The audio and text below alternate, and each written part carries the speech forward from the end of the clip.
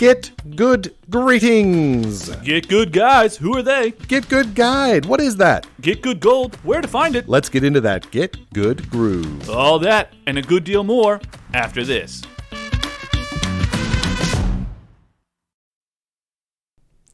Welcome back, all you beautiful people. We're talking Get Good greetings.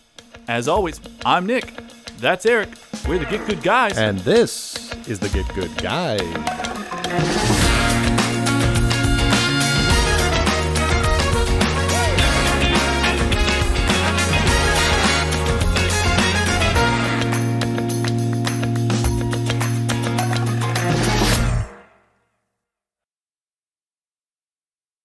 Well, hello there. Hi, everybody. Welcome on in. Appreciate you joining us here in the Get Good Grotto. Thanks for sticking around through those ads. We're here now talking Get Good greetings. We sure are. And greetings to you, my friend. And to you. We are the Get Good guys. I'm Eric. I'm Nick. And we're happy to have you here. We're grateful for your taking the time. Indeed. Yeah, we're going to give you a little rundown of the guide itself. Absolutely. What that is of the Get Good Galaxy and a little bit about ourselves. Absolutely, we are. The Get Good Guide started as a project in January of 2020, just before the pandemic. About 3 years ago now. Well, Almost four. Yeah, Woo. 4. And we've been working a lot, right? Yeah. It started off as kind of a personal project. And when Nick and I realized that we had a number of things in common, but the main one was that our hobby seems to be the acquisition of other hobbies. Right. And I think that that's not wildly uncommon. No, especially now. Yeah. Right. This time, and I think even during during that COVID lockdown here in the U.S. Is when we started this. Absolutely. And when we kind of zoomed out, this started off as just conversations, but we kind of zoomed out and said, oh, wow, if you look at some of our personal and professional successes or things that have made us happy, right, it's not been the things where we were great, right, where we had pursued excellence, as it were, in the sort of traditional, oh, everyone should be great kind of mindset. But it was in the places where we had acquired a lot of different or variable skills where we were just good. We felt good enough that we could enjoy it and not great enough to where we felt a lot of that pressure. Yeah, right? Absolutely. And what was wild was as we began to examine it, we started to realize just how powerful it was, right? The joyfulness, absolutely. The sort of ability to begin because you didn't have that pressure of, oh, I got to be in the top 1 or 2%. Ourselves. Yeah, it was amazing how prevalent it was in our lives, and then also in the people that we were talking to. We had a couple of testers early on, and it's worth noting Nick and I are both professional educators. Indeed. In a couple of different venues, and we also have what you could define sort of mathematically as a couple of skills that we are great at, right? So we met playing a sort of strategy game, right? And we have both at one time or another been the world #1 player in that game. And it's worth noting that we tend to define greatness, and most people do, as the top 1%. Right. Kind of in keeping with that 1%, another area where Nick and I have likely achieved that top 1 or maybe 2%. We were both college athletes. Indeed. Now, I would not define myself as great amongst the athletes in college, right? I was at a couple of championships, but not contributing in such a way. I was not a world class Olympian. Yeah, neither of us were. Right. Neither of us were. But defined against the sort of population set. Correct. Absolutely. Yeah. Of how many college athletes compared to the population. Right. And in looking at those couple of skills and a couple of other skills where we have, these like very high levels of achievement, we realized, oh, this is interesting. We're not gaining a lot from this. Absolutely. As people. Right. We don't feel joyful in these practices. We feel a great deal of pressure. We had to be pushed rather than sort of being intrinsically motivated. And that kind of drove us into a really close examination that became ultimately the Get Good Guide. Yeah, and this lack of joy was, I think, maybe the biggest contributor, right? I think we both feel pretty okay with pushing ourselves, at any given time, but finding out that we're really not joyful with many of these activities or skills or what have you was a little bit of a surprise to myself, right? I think we talk about this later, kind of telling myself this story that I was having a great time. I was enjoying myself, right? And then when we took a step back and examined it, we found out that that wasn't wholly true. Yeah. Yeah, you sort of go, oh, I have to be having a good time because look how much time and effort and resources I put in. I'm winning. This must be fun, right? This must be fun. Look, I have a trophy. Surely I'm having a good time. I'm doing a great job, right? Yeah.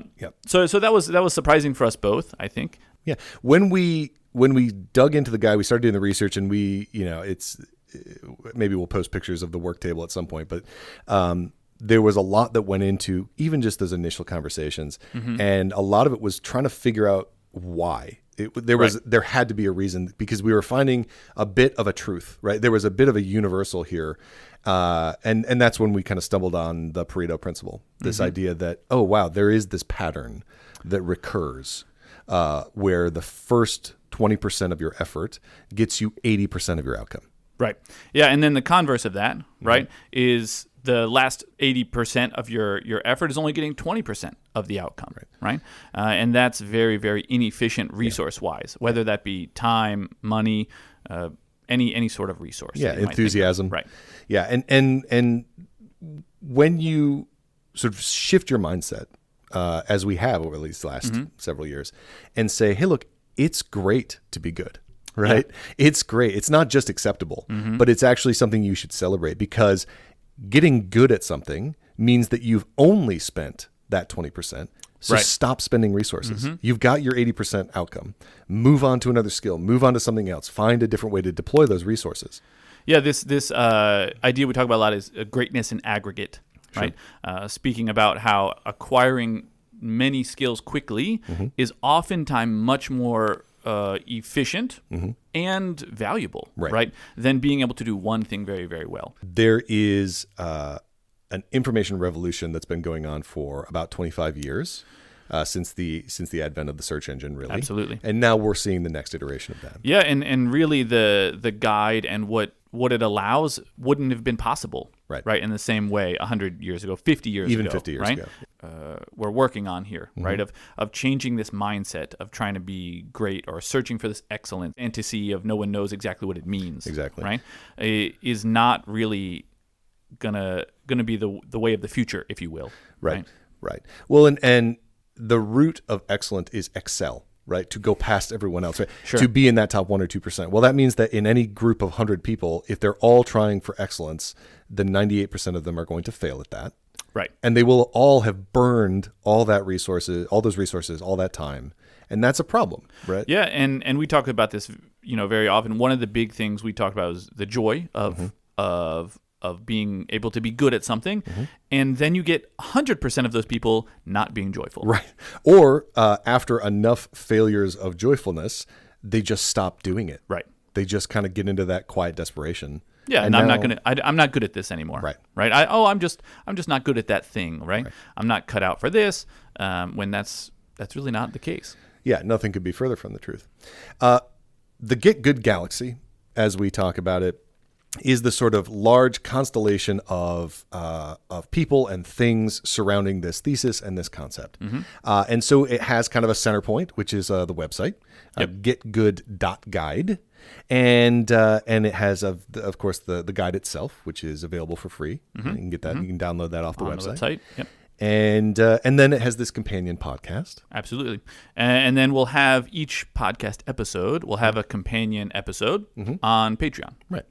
Patreon.com/getgoodguide. Yeah, and there's a couple different tiers you can join there if you want to support the Galaxy, or if you just want to get a bit more involved. And so you can read all about those tiers. Just note that the companion to this episode, right, will be free. Yeah, will be free. Yeah, put it up on the main feed. Yeah. And the goal there is not to create some sort of exclusionary wall or anything like that, but just to provide more content to the people who want more content. The other side of this is that this is not designed to be a passive thing, right? The goal of the podcast, the goal of the guide, the goal of the Galaxy is to have people involved with the thesis, right? For people to get good, because there is a joyfulness in that practice, and then there is a huge utility in being good at stuff. Right? I mean, that sounds kind of absurd to say out loud, but like there is a huge utility to being merely good at things. Yeah. Absolutely. Well, my friend, I think that's going to do it for us here. Absolutely. Appreciate you. Thank you so much for joining us. Appreciate the time as always, and we will see you in the outro.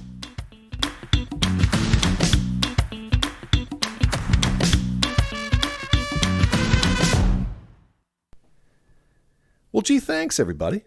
We're so grateful that you took the time with this, the inaugural episode of the Get Good Guide podcast. Get Good Greetings, as it's called. If you want a little bit more, you don't even have to go over to the Patreon, because this particular companion episode will be up in the main feed. But in the future, if you'd like to more than double your content, by all means, we'd love to have you. That's over at patreon.com/getgoodguide. And of course, the center of the Get Good Galaxy is there at getgood.guide. Go ahead and go over there, download the guide for free. Maybe sign up for the newsletter, check out a blog post, or even just a transcript of an episode. We'd love to have you. Thank you for taking the time. And as always, I'm Eric.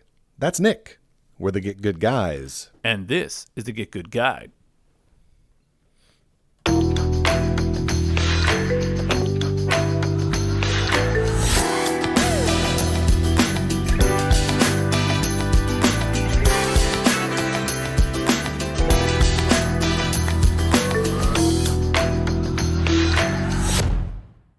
Get Good Gold. Why does it taste so sweet? It always goes down smooth.